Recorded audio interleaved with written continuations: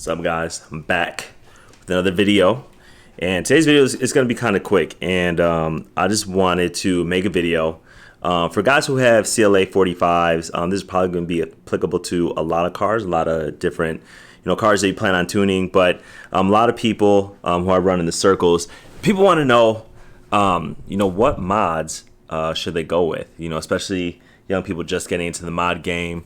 What are those mods that I should really look for? So I'm going to make a video that really pertains to my car, the CLA45 AMG, what I consider the top 5 mods. Now, those mods that I consider, they're not going to be too expensive, but they'll completely transform the car. It's not going to be anything over the top. So you may disagree, you may agree. Definitely in the comments below, I'd like to hear your top 5 mods.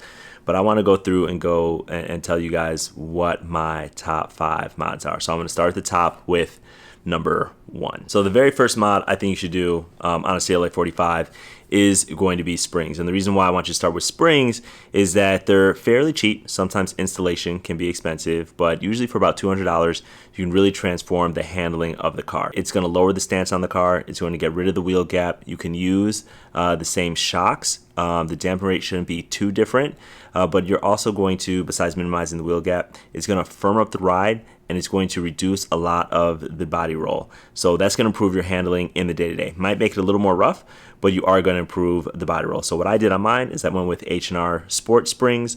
The Sport Springs from H&R are great quality. They're made in Germany. They're made to German standards, and they allow you to use the stock shocks, so you don't have to go with a full coilover unit. Now, the second mod that I tell you guys to get is an air intake. Now, an air intake on most cars, to be honest, is not going to add that much power.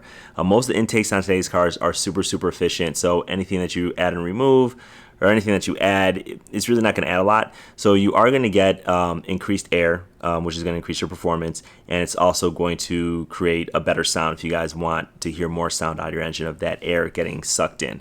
Now, the reason why I say air intake is if you combine the air intake with other things on the car, which I'll get into on this list, then it really adds to the power. So you want to get in more oxygen, you want the engine to be able to use that oxygen, and then you want the car to be able to expel that as well. You can see the intake that I went with here. It actually cost me about $400, so that is kind of expensive for an intake, but that's something that you should definitely consider for your CLA45. You can look on the forums, you might be able to find them used. All the intakes, you're going to see different prices. They're all going to operate about the same. Now, the third thing that I'll recommend for you guys is going to be a Payback Tune.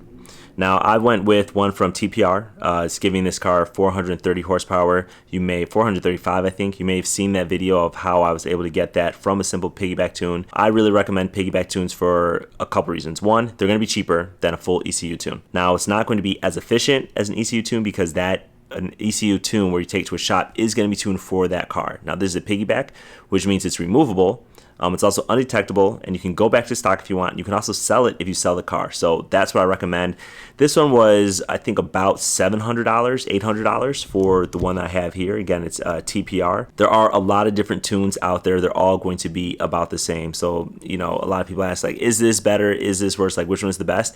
To be honest, they're all going to be about the same. You're not really going to feel that much of a difference. And if you go with something that's low, at least for the CLA45, it gives you about 430 horsepower. 420 horsepower, 430, it's all going to be about the same. It's going to keep your engine safe. There's different brands out there, but that would be something that's going to work in combination with the intake. That's going to really help you get the max benefit from that piggyback ECU tune. Now, number 4 here goes along with the intake and the ECU tune. So a lot of stock cars that are turbo or boosted do not come with blow-off valves. They come with recirculation valves, or they come with block-off valves where the air is just not recirculated. What a blow-off valve really does, it allows the air that's not being used, that's not being sent to the turbo, to get released to the atmosphere.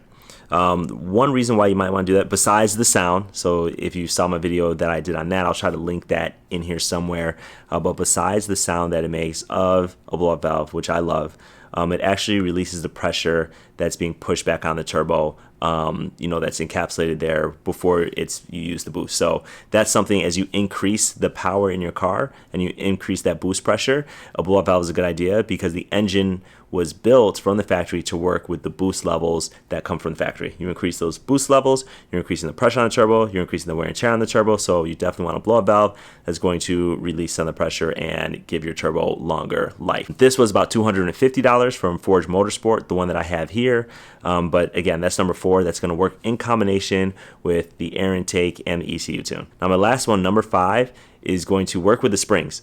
So on this car, on the CLA45, I really like the stock 19s. And again, thinking about, you don't have to get all new rims that could cost thousands of dollars to get the look that you want from springs. So if you're looking for a cheaper way and kind of that more stock look, but just more aggressive look, consider wheel spacers. I went with 10mm spacers all around. I wish I had some close-ups of this, but I'm going to use these pictures for now.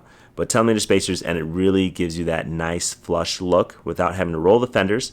So it's a little bit of a tuck with the sport spring drop, but just 10mm, so it doesn't drastically change the handling, doesn't drastically put a shear force on the bolts because it is only 10mm. Again, these are H&R, made in Germany. That would be the 5th thing. So if you agree with this, definitely let me know. I want to hear what your top 5 mods are for your car in general, and let me know if you agree with what I said. So if you like this video, give me a thumbs up. Definitely consider checking out my other videos on this channel. Consider subscribing, help me out, and I'll see you guys next time.